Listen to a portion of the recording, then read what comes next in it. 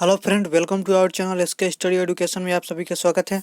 आज के इस वीडियो में देखने वाला है क्लास 10 का जो साइंस होगा, जो मॉडल पेपर का क्वेश्चन होगा, जो 2021 में पूछा हुआ क्वेश्चन है। जो ये प्रश्न है काफ़ी महत्वपूर्ण प्रश्न, जिसमें 40 ऑब्जेक्टिव क्वेश्चन होंगे। जो इस वीडियो में हम लोग 40 ऑब्जेक्टिव देखेंगे। जो ये प्रश्न है काफ़ी महत्वपूर्ण प्रश्न होगा, इसलिए वीडियो के लास्ट तक बने। अगर आप हमारे चैनल पर नए होंगे तो चैनल को सब्सक्राइब, लाइक एंड शेयर जरूर कीजिएगा। चलते हैं क्वेश्चन को देख। तो शायद यहाँ पे आप लोगों को दिख रहा होगा साइंस 2 सब्जेक्ट होगा। और जो एनुअल एग्जाम 2021 में जो 2021 का मॉडल पेपर होगा, तो इसको हम देखेंगे। यहाँ पर देखेंगे हम लोग फर्स्ट क्वेश्चन देखेंगे, किसी दर्पण की फोकस ऋणात्मक होती है। तो इसका ऑप्शन है समतल दर्पण, ऑप्शन बी अवतल दर्पण, ऑप्शन सी उत्तल दर्पण, ऑप्शन डी इनमें से कोई नहीं। तो किस दर्पण की फोकस दूरी ऋणात्मक होती है? तो अवतल दर्पण की फोकस दूरी ऋणात्मक होती है। तो इसका राइट आंसर क्या होगा? तो इसका राइट आंसर ऑप्शन बी हो जाएगा। इसका राइट आंसर अवतल दर्पण। जो किस दर्पण की फोकस दूरी ऋणात्मक होती है? तो अवतल दर्पण की फोकस दूरी ऋणात्मक होती है। अगला क्वेश्चन देखें, क्वेश्चन नंबर 2। क्वेश्चन नंबर 2 होगा, दर्पण की फोकस दूरी और उग्रता त्रिज्या आर में क्या संबंध है? तो इसका ऑप्शन है f equal r, option B f equal r by two, option C f equal to r, option C f equal 3/2 r. तो दर्पण की फोकस दूरी और उग्रता त्रिज्या के बीच क्या संबंध होती है? तो इसका राइट आंसर क्या हो जाता है? इसका right answer f equal r by two. तो इसका राइट आंसर ऑप्शन बी हो जाएगा। इसका राइट आंसर जो अवतल दर्पण की फोकस दूरी और उग्रता त्रिज्या के बीच क्या संबंध होती है? तो f equal r by two होती है। अगला क्वेश्चन देखें, क्वेश्चन नंबर 3। क्वेश्चन नंबर 3 होगा, समान दृष्टि के लिए स्पर्शदृष्टि की न्यूनतम दूरी है। तो इसका ऑप्शन है 25 metre, option B 25 centimetre, option C 25 millimetre, option D इनमें से कोई नहीं। तो समान दृष्टि के लिए स्पर्शदृष्टि की न्यूनतम दूरी क्या होती है? तो 25 सेंटीमीटर होती है। तो इसका राइट आंसर क्या होता है? इसका राइट आंसर ऑप्शन बी हो जाएगा। इसका राइट आंसर 25 सेंटीमीटर। अगला क्वेश्चन देखें, क्वेश्चन नंबर 4। क्वेश्चन नंबर 4 होगा, श्वेत प्रकाश का कौन सा रंग किसी प्रिज्म से होकर गुजरने के पश्चात सबसे कम झुकता है? तो इसका ऑप्शन है बैगनी, ऑप्शन बी नीला, ऑप्शन सी लाल, ऑप्शन डी पीला। तो जो श्वेत प्रकाश का कौन सा रंग के किसी प्रिज्म से होकर गुजरने के पश्चात सबसे कम झुकता है? तो लाल रंग सबसे कम झुकता है। तो इसका राइट आंसर क्या हो जाएगा? इसका राइट आंसर ऑप्शन सी हो जाएगा, लाल रंग। अगला क्वेश्चन देखें, क्वेश्चन नंबर 5। क्वेश्चन नंबर 5 होगा, मानव आँख की रेटिना द्वारा बनाई गई छवि होती है। जो मानव को आँख द्वारा जो रेटिना में बनाई गई जो वस्तु का प्रतिबिंब होता है, वो कैसा प्रतिबिंब होता है? तो इसका ऑप्शन है आभासी और सीधा, ऑप्शन बी वास्तविक और उल्टा, ऑप्शन सी आभासी और उल्टा, ऑप्शन डी वास्तविक और सीधा। तो मानव रेटिना के द्वारा बनाई गई छवि कैसी होती है? तो वास्तविक और उल्टा होता है। तो इसका राइट आंसर क्या हो जाएगा? तो इसका राइट आंसर ऑप्शन बी हो जाएगा, वास्तविक और उल्टा। अगला क्वेश्चन देखें, क्वेश्चन नंबर 6। क्वेश्चन नंबर 6 होगा, आकाश का रंग नीला प्रतीत होता है। जो आकाश का रंग नीला प्रतीत होता है, किसके कारण प्रतीत होता है? तो इसका ऑप्शन है प्रकाश के प्रवर्तन के कारण, ऑप्शन बी प्रकाश का प्रकीर्णन के कारण, ऑप्शन बी प्रकाश का अपवर्तन के कारण, ऑप्शन डी इनमें से कोई नहीं।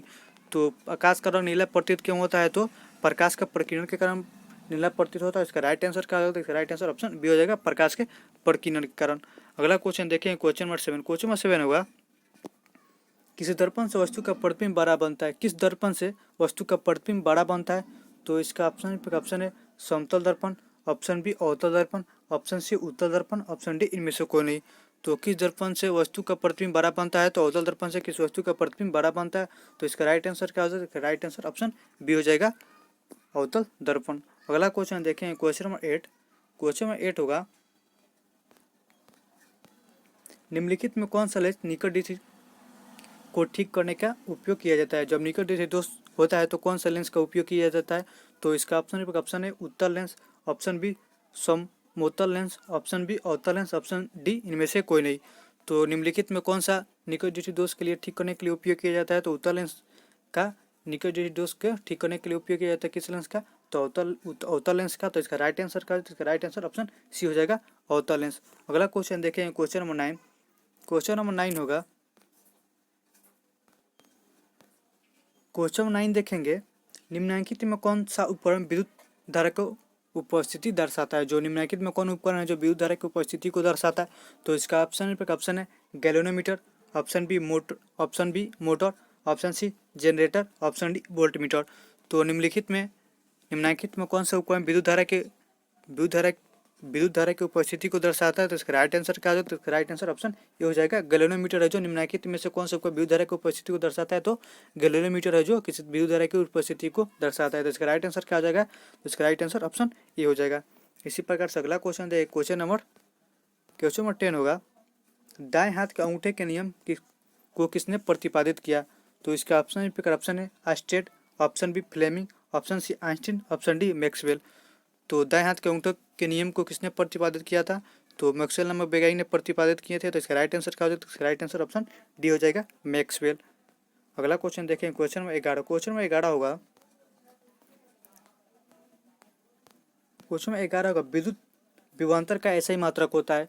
तो इसका ऑप्शन है volt, option B ohm, option C ampere, option D coulomb. तो विभवांतर का ऐसा ही मात्रा क्या होता है? तो वोल्ट होता है। तो इसका राइट आंसर क्या हो जाएगा? तो इसका राइट आंसर ऑप्शन ये हो जाएगा, वोल्ट। इसी प्रकार से अगला क्वेश्चन देखें, क्वेश्चन 12। क्वेश्चन नंबर 12 होगा, निम्नलिखित में किस संयोजन द्वारा प्रतिरोध का मान बढ़ता है?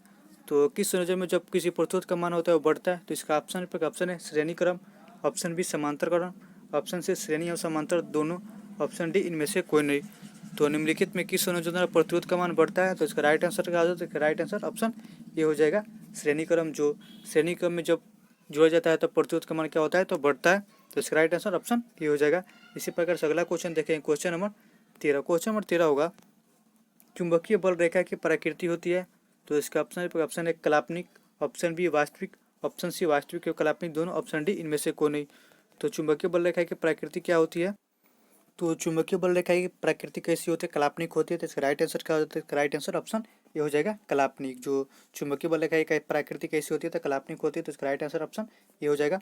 इसी प्रकार से अगला क्वेश्चन देखें, क्वेश्चन नंबर 14। क्वेश्चन नंबर 14 देखेंगे, क्वेश्चन नंबर 14 होगा, 1 किलोवाट घंटा किसके बराबर होता है? तो इसका ऑप्शन है 0.6 गुना 10 के पावर 10 जूल, ऑप्शन बी 1.6 गुना 10 के पावर -19 जूल, ऑप्शन डी 3.6 गुना 10 के पावर 6 जूल, ऑप्शन डी इनमें से कोई नहीं। तो 1 किलोवाट घंटा बराबर किसके बराबर होता है? तो इसका आंसर क्या हो जाता है? इसका राइट आंसर ऑप्शन सी हो जाएगा। इसका राइट आंसर 3.6 गुना 10 के पावर 6 जूल। जो 1 किलो घंटा किसके बराबर होता है? तो 3.6 गुना 10 के पावर 6 जूल के बराबर होता है। इसका राइट आंसर क्या हो जाएगा? इसका राइट आंसर ऑप्शन सी हो जाएगा, इसका राइट आंसर। इसी प्रकार से अगला क्वेश्चन देखें, क्वेश्चन नंबर 15। क्वेश्चन नंबर 15 होगा, नाभिकीय ऊर्जा का स्रोत है?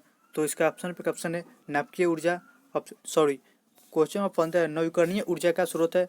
तो इसका ऑप्शन है नाभिकीय ऊर्जा, ऑप्शन बी सौर ऊर्जा, ऑप्शन डी कोयला से प्राप्त ऊर्जा, ऑप्शन डी प्राकृतिक गैस से प्राप्त ऊर्जा।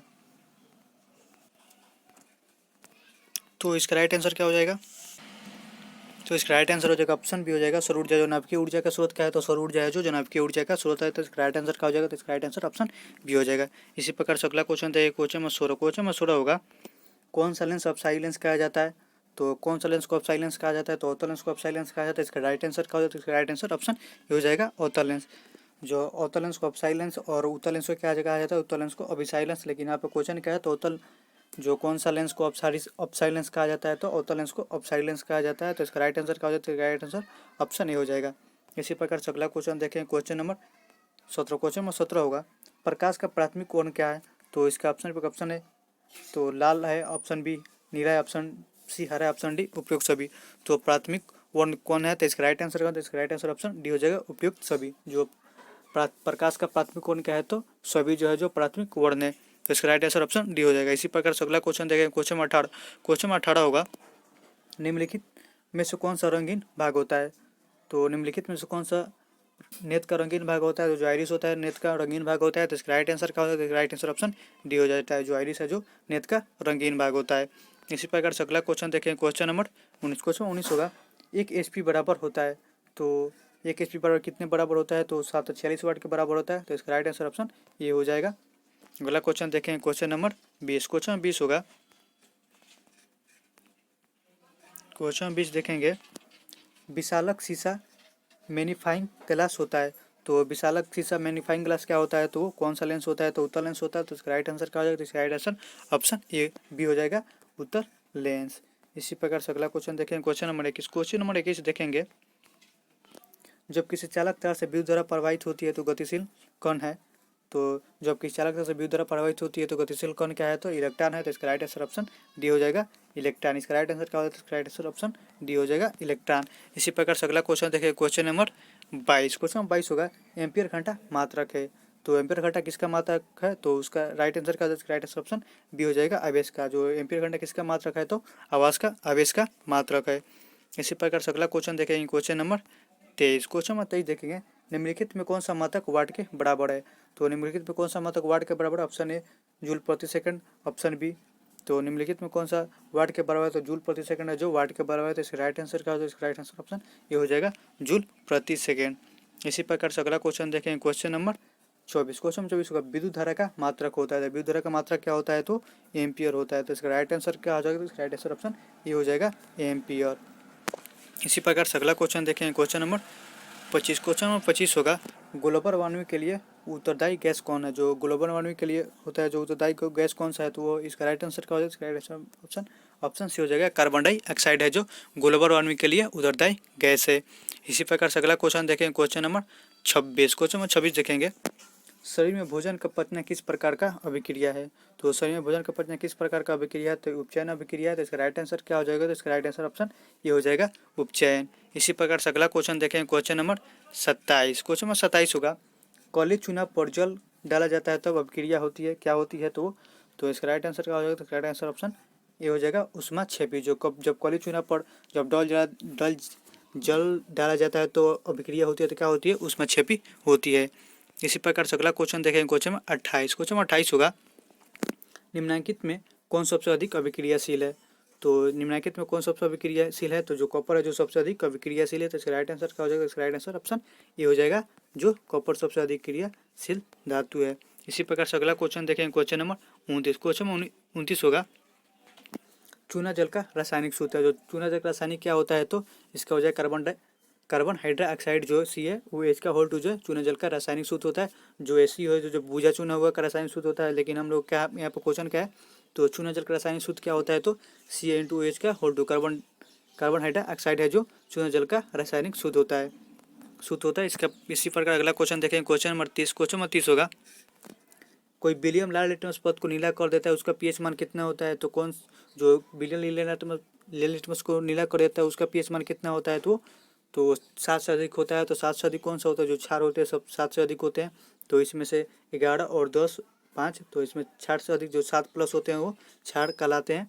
तो इसमें 11 भी है 7 से अधिक और 10 भी है 7 से अधिक। तो कौन सा विलियम लीला लिटमस को लाल कर देता है, तो इसका राइट आंसर क्या हो जाता है, राइट आंसर ऑप्शन डी हो जाएगा। ए और बी दोनों, इसका राइट आंसर क्या हो जाएगा, इसका राइट आंसर ऑप्शन डी हो जाएगा। जो ए और बी है जो दोनों लाल लिटमस पद को नीला कर देता है। तो इस वीडियो में हम लोग 30 क्वेश्चन तक ही देखेंगे। अगले वीडियो में हम लोग इसके बाद आगे वाला क्वेश्चन देखेंगे। तो मिलते हैं अगले वीडियो में, तब तक के लिए जय हिंद जय भारत।